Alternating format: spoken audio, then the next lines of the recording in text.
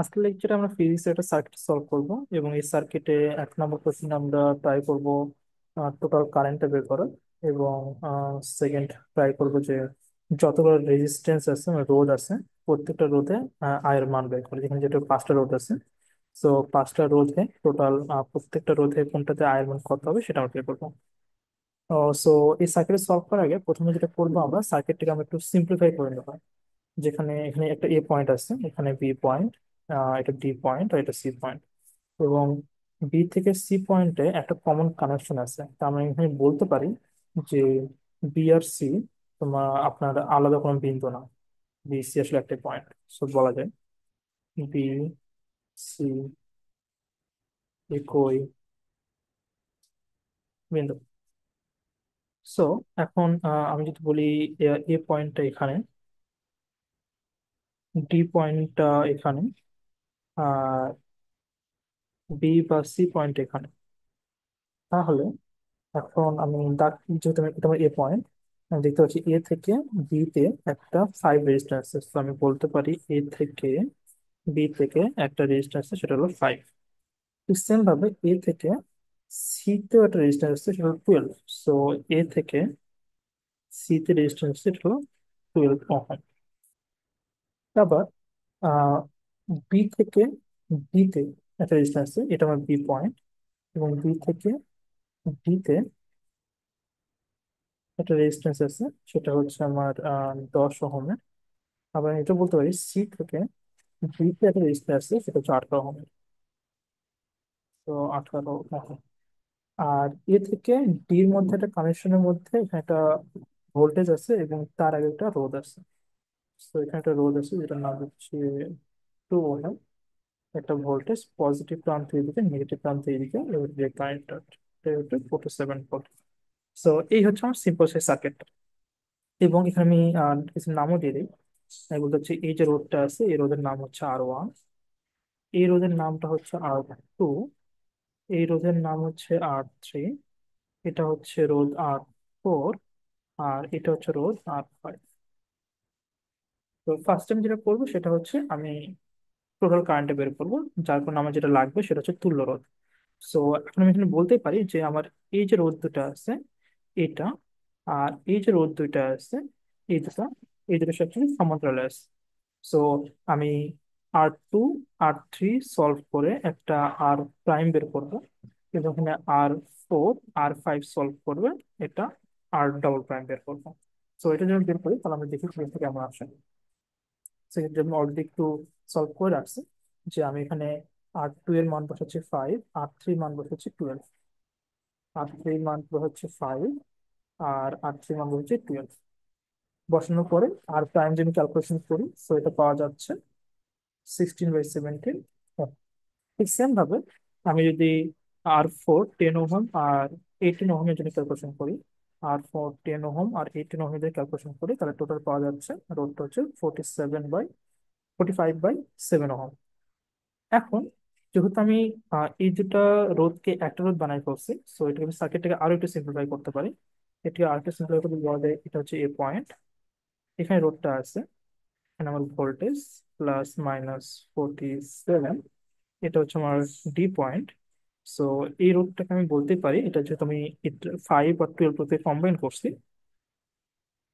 So 5 আর 12 রোধটাকে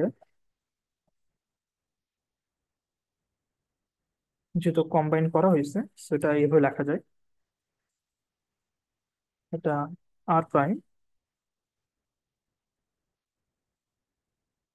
আর prime, এটা হলো B বা সি পয়েন্ট, এটা হলো আর ডাবল প্রাইম। এবং এটা হচ্ছে সে সিম্পল সার্কিটটা। কারণ এই সার্কিট থেকে আমি এটা বলতে পারি যে এটা ছিল R1, যেটা অ্যাকচুয়ালি হচ্ছে টোন। সো এখন আমি বলতে পারি সার্কিট যেটা আছে কি, পুরো কারেন্টটা যদি এই কারেন্ট আই দিয়ে শুরু করে, এই রাস্তা দিয়ে শুরু করে, তো এই সবগুলো আসলে সিরিজে আছে। সেখানে বলা যায় যে এখানে আমরা মান হচ্ছে তুলনা, আমি টোটাল আর বের করতে চাই, আমি বলবো R1 প্লাস আর প্রাইম প্লাস আর ডাবল প্রাইম, যেখানে এটা টু হয়। আর প্রাইমের নাম হলো 60/17, এটা 45/17। সো এটাকে আমি যদি পুরোটাই ক্যালকুলেশন করি, তাহলে আমি যেটা পাবো সেটা হচ্ছে টোটাল কারেন্ট। আর এটা যে ক্যালকুলেশন করলে যেটা পাওয়া যাচ্ছে, আমরা ক্যালকুলেটর ইউজ করতে বের করবো। তো টোটাল মানটা আসতেছে আমার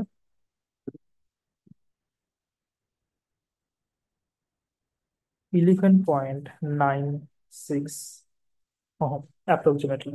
এখন যেহেতু আমাকে বলছে টোটাল কারেন্টটা বের করতে হবে, সো আমি জানি কি I equal to V by R, যেখানে ভোল্টেজ বলা আছে কত, 47। সো 47 যেখানে ভোল্ট দেওয়া থাকে, যেহেতু কারেন্ট আমি বের করছি 11/96 ওহম, তাহলে টোটাল কারেন্ট হচ্ছে 47 ডিভাইড বাই 11 যেটা পাওয়া যায় 3.93 অ্যাম্পিয়ার। তো এটা হচ্ছে আমার টোটাল কারেন্ট, যেটা আমার 1 নম্বর কোশ্চেন অ্যান্সার ছিল। এখন আমি যেটা করবো, যেহেতু আমি বলতে বুঝতেই পারতেছি এটা হচ্ছে আমার মেইন সার্কিট, আমরা এই মেইন সার্কিটে ধরে আমরা ইকুয়েশনটা সলভ করবো।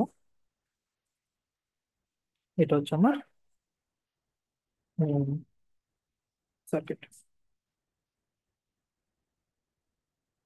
তাহলে এখান থেকে যে কারেন্টটা বেরোচ্ছে, আই কারেন্ট, এই কারেন্টের মান হচ্ছে 3.93 অ্যাম্পিয়ার।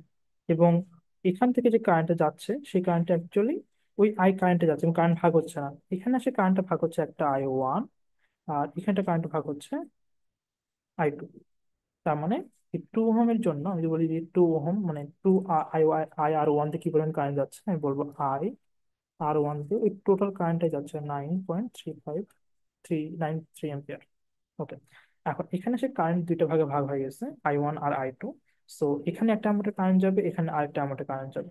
সো আমি প্রথমে ক্যালকুলেশন করবো 5 ওহমের জন্য। সো আমি বলতে পারি আর ফাইভটা এখানে কি বলছি, R2 বলছি। সো আমি আই আর টুতে কি পরিমাণ কারেন্ট যাবে এটা বের করবো, এবং এটা বের করার জন্য আমি যেটা ইউজ করবো সেটা কারেন্ট ডিভাইড রুল। যে যদি 5 অ্যাম্পিয়ার 5 ওহম আর 12 ওহম যদি প্যারালালে থাকে, তাহলে ফর্মুলাটা এইভাবে আসবে, R2 R3, আর যেহেতু আমি R2 তাহলে এখানে আসবে R3, এবং এখানে টোটাল কারেন্টটা।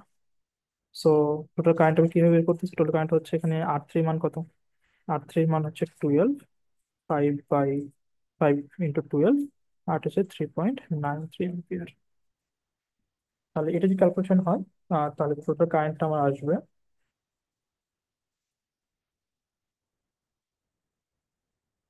2.774 অ্যাম্পিয়ার। তার মানে এই যে I1 মানে R2 রোধ দিয়ে আসলে আমার এই কারেন্ট পাস হচ্ছে। অ্যান্ড সিক্সটিন ভাবে আমি যদি বলি 12 ওহম দিয়ে কি পরিমাণ কারেন্ট যাচ্ছে, 12 ওহম মানে নির্ণয় করতেছি আমরা I R3। সো আমি এটা লিখবো I R3।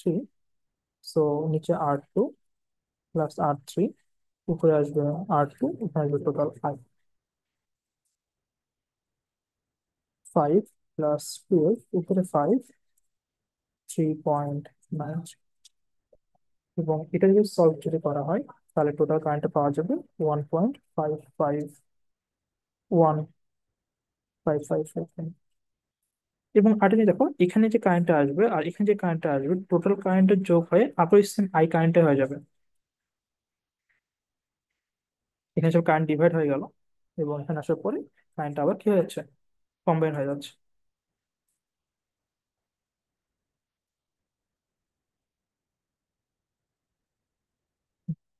এখন এখানে যে কারেন্টটা আসবে, সেই কারেন্টটা এখানে সব ডিভাইড হয়ে যাবে, এখানে সব ডিভাইড হয়ে যাবে। ধরুন যেটা I3 কারেন্ট যাচ্ছে, এখানে I4 কারেন্ট যাচ্ছে। তাহলে আমাকে বের করতে হবে 10 ওহম দিয়ে কি পরিমাণ কারেন্ট যাবে এবং 18 ওহম দিয়ে কি পরিমাণ কারেন্ট যাবে, এবং সেম ক্যালকুলেশনটাই করবো। আমার কাছে 10 আছে, 18 আছে, এবং সেম কারেন্ট ডিভাইড রুলে অ্যাপ্লাই করবো। আমি যদি বলি I4 এর জন্য কারেন্ট বের করতে হবে, সো নিচে আসবে 4, নিচে আসবে R5, আর এখানে আসবে 5 ইন্টু টোটাল কারেন্ট। এবং R4 দিয়ে যে কারেন্টে যাচ্ছে সেটা হচ্ছে কত, 10, আর যেহেতু 18, সো 10 প্লাস 18, উপরে হবে 18, এবং টোটাল কারেন্ট কত, 3.93। সো এটা যদি সলভ করা হয়, তাহলে মানটা আসবে 2.526 অ্যাম্পিয়ার। এটা কারেন্ট আছে I4 দিয়ে। এখন সেম ভাবে আমি যদি I আর 5 এর জন্য কারেন্ট বের করি,